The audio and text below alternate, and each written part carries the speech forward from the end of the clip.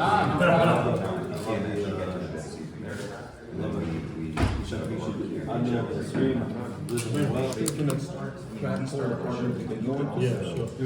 I just wanted to say thank you again. Thank everybody for coming. It really means the world to me. If you're like, I have no idea. I checked out the place of to go to America.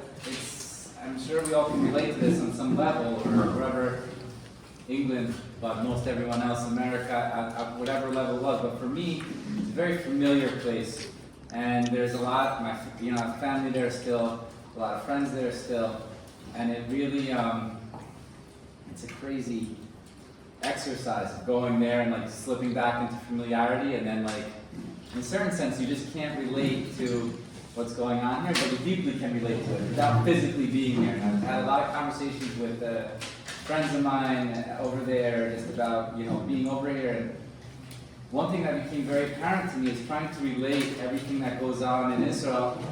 It's just impossible to, it's like all in your head when you're over there. You can't feel it in a heart level, on a body level, you just can't, and it's like talking to someone on Zoom or being in the same room with somebody. You can do something, there's no way. So anyway, to come back here and to have, this is a warm embrace, to have everyone like this, this chaverim come, mishpacha come like this, on just to snap of a finger and pull us together, drop everything you're doing. People adjusting their schedules to come really means the world to us.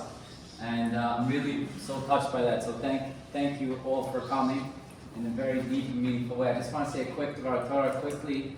Parshas Eikev, there's like the whole world has like deep significance. I decided to marry Ezra's mother, Parshas Eikev, I was sitting in Silver Spring, Shabbos, and I was like, we didn't know what it was going to be. Like, we're dating for a long time. Parshas Eikev, we decided we're getting married. That Motzi Shabbos, basically. So it's really, and it's funny. So Ezra comes around a little bit after that.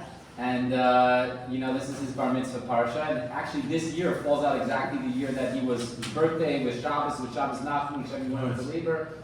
And the next day he was born, which was also his Batsheva's grandmother's Yurtzeh, Shabbos Nagel. So there's a lot of connection there. Anyway, I want to just get to the point before I'm already belaboring too much to even say the time. The point is like this.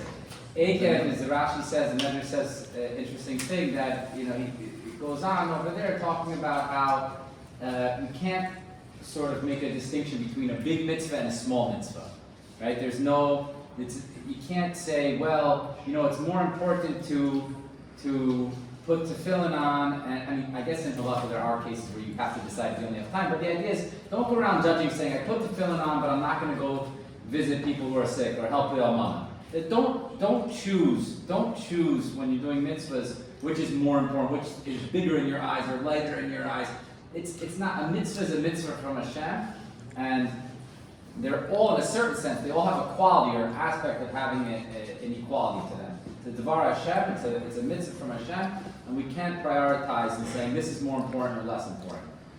It's interesting because it brings up a whole other discussion, as I was alluding to before, in terms of sometimes we have to, right? If you only have this limited amount of time, what would you do, right? See, we also know that, like, if you're stuck, you can only do a little bit of davening, not the full davening, so there is things that you prioritize. So we have both those categories, but focusing now on that equality of all the mitzvahs. And one thing that really always stuck out to me about Ezra, his whole life, is that Ezra does things in a very humble and quiet way. And he's not always the loudest in the room. But he'll do things in his own speed and in his own time, and he'll be very medactic, he'll be very careful in certain things that really speak to that point, of that point of connection, of what he wants to do and what he wants to internalize as being something that's important to him. And I wanted to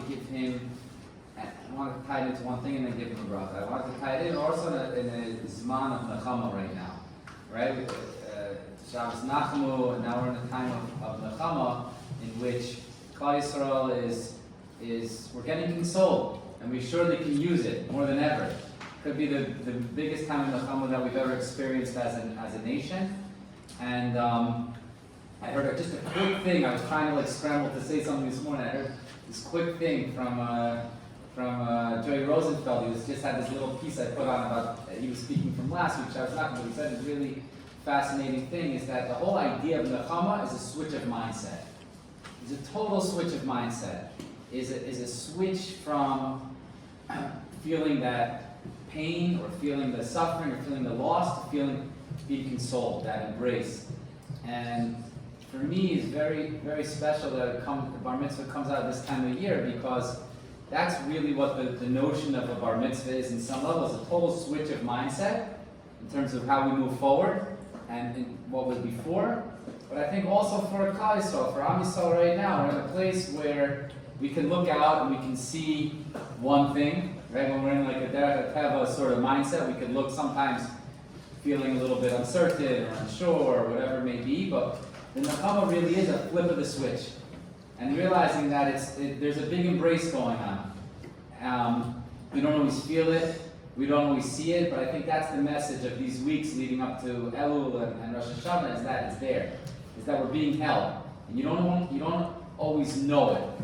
And that's been going on, for forever. But now I think we really have to feel it and connect and to really continue to shift our consciousness, which was very apparent. I don't know what's feeling on the ground now, but it was very apparent.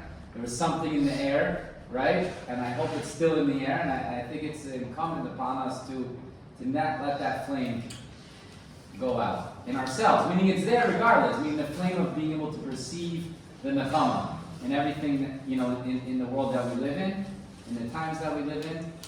And I just I'm so touched that everyone came to join today, and hope that the simcha continues throughout the week and into Shabbat. We have a big Shabbat over here, and really excited to share it with everybody. So l'chaim,